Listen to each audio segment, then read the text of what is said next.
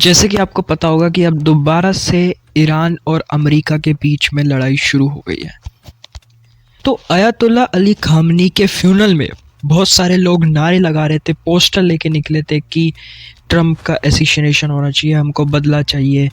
तो ऐसे नारे लग रहे थे। उसके बाद आपको पता है कि ट्रम्प ने ट्रुथ सोशल मीडिया पे कहा कि अगर ईरान अपनी उस धमकी जो उसने पूरी दुनिया में फैलाई है, जिसमें उसने प्रेसिडेंट डोनाल्ड ट्रंप की हत्या की बात की है, अगर उस पर अमल करता है तो उसके बाद हज़ारों मिसाइल दागी जाएगी और ईरान को पूरी तरह तबाह कर दिया जाएगा। यहाँ पर यह भी कहा गया है कि अमेरिका की आर्मी बिल्कुल तैयार है और वो कैपेबल भी है ईरान को पूरी तरह डिस्ट्रॉय करने के लिए, अगर वो कुछ ऊटपटांग हरकत करता है तब। तो यहाँ पर बहुत से लोग समझते हैं कि ईरान के अंदर इतना गुस्सा कब से आया, कब से वहाँ के लोग इतना गुस्सैल हो गए और रिवेंज की मांग करने लग गए। तो बहुत से लोग समझते हैं कि अली खामनी के मरने के बाद वहाँ के लोग बहुत ज़्यादा गुस्सा हो गए और ईरान बदला लेने की मांग करने लगा, पर ऐसा नहीं है। ईरान ने बदला लेने की मांग बहुत पहले से शुरू कर रखी थी। दरअसल 2020 में ट्रंप गवर्नमेंट ने सोलेमानी, जो कि ईरानी जनरल था, उसको मार गिराया, जिसके बाद से ही ईरान भड़का हुआ है और रिवेंज की मांग कर रहा है। और 28 फरवरी के बाद से तो वो और ज़्यादा भड़क गया है और लगातार यूएस के बेसिस जो बहरीन, कतर और ऐसे कई देशों में उस पर अटैक किए जा रहा है। और उसके बाद से ही अमेरिका भी अटैक कर रहा है और उनका ज़्यादातर गुस्सा ट्रम्प के प्रति है। इसी वजह से जब अमेरिका के प्रेसिडेंट डोनाल्ड ट्रम्प नेटो की अपनी समिट करके वापस वॉशिंगटन लौट रहे थे तो सीक्रेट सर्विस ने कहा कि आप अपना प्लेन बदलें, प्लीज़ बदलें, क्योंकि जो नया कतरी प्लेन है वो इतना ज़्यादा सिक्योरिटी के लिहाज से अच्छा नहीं है पुराने प्लेन से। जो पुराना उनका प्लेन था एयरफोर्स वन, उससे वो इससे अच्छा था सिक्योरिटी के हिसाब से, जिस वजह से यूएस सीक्रेट सर्विस ने कहा कि आप प्लीज़ अपना प्लेन बदलें। तो यहाँ से जो ईरान की तरफ से नेगोशिएटर हैं मोहम्मद गालिबाफ, उनका कहना है कि हम कभी भी यूएस के सामने सरेंडर नहीं करेंगे और हम बिल्कुल तैयार हैं यूएस से लड़ने के लिए। उनका साफ सीधा कहना है ये। तो यूएस ईरान के ऊपर अटैक कर रहा है, ईरान यूएस के बेसिस पर अटैक कर रहा है, लेकिन इसके बाद भी पूरी दुनिया और कतर अपनी पूरी जान लगा रही है कि इस लड़ाई को जल्द से जल्द ख़त्म किया जाए, जिस वजह से कतर मीडिएटर्स तेहरान गए बातचीत करने के लिए।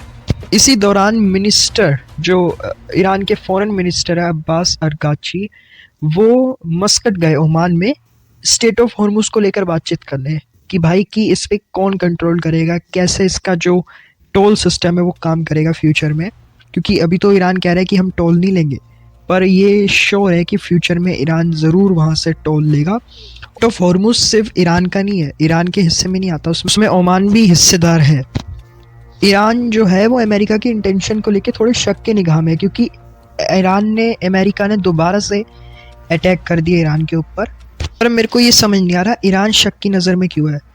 जब सब कुछ पीस डील हो गया था, सारी साइनिंग हो गई थी, पेजेस्कियन ने यहाँ से साइन किया, वहाँ से यूएस ने साइन करा कि लड़ाई ख़त्म हो गई, 60 दिन बाद देखेंगे कि क्या होगा। अभी तो 60 दिन तक कोई हमला नहीं होगा, स्टेट ऑफ हॉर्मुज में फ्री पैसेज होगा, जिसको आना है आए, जिसको जाना है जा, हम टोल नहीं लेंगे, 60 दिन बाद हम देखेंगे कि क्या करना है। लेकिन 7 जुलाई को ही ईरानियंस ने अटैक कर दिया वेसल्स के ऊपर, और अब ये कह रहे हैं कि हम अमेरिकन्स को शक की निगाह से देख रहे हैं, और जबकि खुद अटैक पर अटैक किए जा रहे हैं। और यहाँ पर यूएस का कहना है कि अगर फ्यूचर में डील होगी उसमें न्यूक्लियर लिमिट को लेकर बात की जाएगी, और दूसरा ईरान को अपने सारे न्यूक्लियर मटेरियल यूएस को देने होंगे। ये साफ सीधा यूएस ने कहा है। और उन्होंने आगे भी कहा कि बातचीत तो प्रोडक्टिव है अभी, लेकिन हमने ईरान को अल्टीमेटम दे दिया है कि जल्द से जल्द स्टेट ऑफ हॉर्मुज दोबारा खोलो और शिप पर अटैक बंद करो। और यूएस ने यह भी कहा कि अगर वो ऐसा नहीं करते तो उनके लिए बिल्कुल भी अच्छा नहीं होगा। तो यहाँ पर ईरान ने कहा कि जो हाल ही में 7 जुलाई को 3 वेसल्स पर हमला हुआ था, कमर्शियल वेसल्स पर, वो हमारी सेना के एक ऐसे गुट ने किया था जिस पर हमारा नियंत्रण नहीं है। ये ईरान की सरकार का आधिकारिक फैसला नहीं था कि इन तीनों शिप पर हमला करो। मतलब वो कह रहे कि हमने नहीं करा, ये पता नहीं कोई हमारी सेना का गुट था, उसने अपने हिसाब से हमला कर दिया, हमारा उन पे कंट्रोल नहीं है।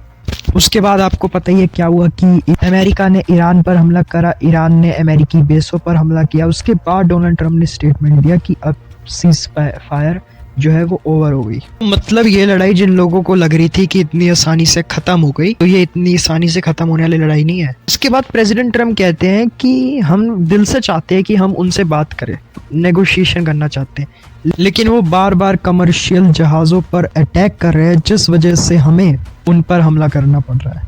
अब मैं आपको बताता हूँ कि किस वजह से डील अटकी पड़ी है, क्या मुख्य वजह है, किस वजह से डील नहीं हो रही। तो इसका मुख्य कारण है न्यूक्लियर मटेरियल, जिसे अमेरिका न्यूक्लियर डस्ट कहता है, उस पर सारी बात अटकी पड़ी है। अमेरिका चाहता है कि वो सारे न्यूक्लियर मटेरियल हमको दे दे, हैंड ओवर कर दे, और ईरान इस बात पर मानने को तैयार नहीं है। तो ये यहाँ जो जून में डील साइन हुई थी, मेमोरेंडम ऑफ अंडरस्टैंडिंग साइन हुई थी, उसमें दोनों पक्षों ने फैसला किया था कि 60 दिन के पीरियड में हम डिसाइड कर लेंगे कि न्यूक्लियर का करना क्या है।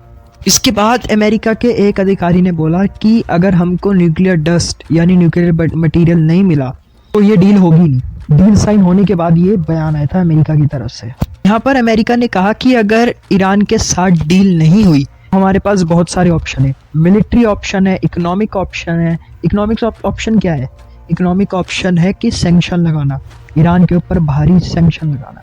तो यहाँ पर टाइम्स ऑफ इंडिया की तरफ से खबर आई थी कि जो ईरान है वो अपने न्यूक्लियर इंफ्रास्ट्रक्चर को दोबारा से रीबिल्ड और रिपेयर कर रहा है, यानी ईरान पीछे हटने वाला नहीं है, वो न्यूक्लियर पे काम करता रहेगा। ये साफ सीधा साइन है। लेकिन अब सबसे बड़ा सवाल ये उठा है कि ईरान ने मेमोरेंडम ऑफ अंडरस्टैंडिंग में कहा था कि वो न्यूक्लियर हथियार विकसित और हासिल नहीं करेगा, लेकिन अब इस इमेज से पता चल रहा है कि वो अपने न्यूक्लियर इंफ्रास्ट्रक्चर को दोबारा से रीबिल्ड कर रहा है। तो इससे क्या समझे हम? क्या ईरान जो है वो न्यूक्लियर बम बनाने की तैयारी कर रहा है? तो यहाँ पर कुछ रिपोर्ट्स आई हैं जिसके मुताबिक ईरान में एक जगह है Parchin military complex. Western intelligence agency का कहना है कि इस जगह पे ही न्यूक्लियर बम्स को डेवलप करता है।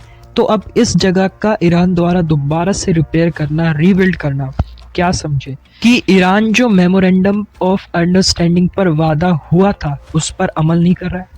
इससे तो कोई भी नॉर्मल आदमी यही समझेगा ना कि जब आप दोबारा से न्यूक्लियर मिलिट्री साइट बना रहे हो, इससे और क्या मतलब निकलेगा। तो जब जून 2025 में ईरान के ऊपर जो न्यूक्लियर साइट थी उन पर अटैक हो रहे थे, तो उसमें से ये एक न्यूक्लियर साइट थी।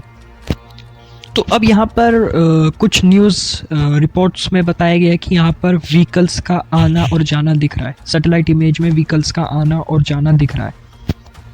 और यहाँ पर कुछ और रिपोर्ट आई है जिसमें कहा है जो ईरान की दूसरी न्यूक्लियर फैसिलिटी है, जैसे इस्फहान न्यूक्लियर फैसिलिटी, उस पर थोड़ा रिपेयर वर्क देखा जा सकता है।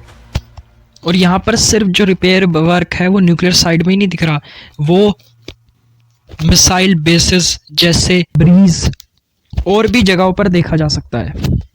और ये मामला और भड़क गया जब ईरान ने कहा कि हम स्ट्रेट ऑफ हॉर्मुज बंद कर रहे हैं।